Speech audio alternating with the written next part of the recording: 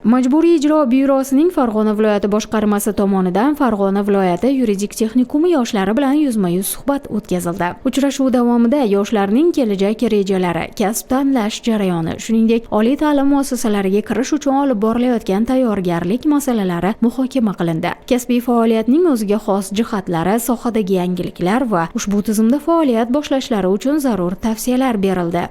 Bundan asosan ko'zlangan maqsad yoshlarimizda kasbga bo'lgan qiziqishini uyg'otish, tizim faoliyati bilan tanishtirish, yoshlarimizni Majburiy ijro byurosi organlariga qiziqtirish asosiy maqsad. Yoshlarimiz mana bugun Majburiy ijro byurosi tizimimizga ishga kirishda qanday talablar mavjudligi, qaysi nomzodlar ishga qabul qilinishi, qanday holatlar qabul qilinishi, bularga to'liq javob berdik. Ularda ishga kirishda o'sha huquqiy ong shakllandi deb umid qilamiz.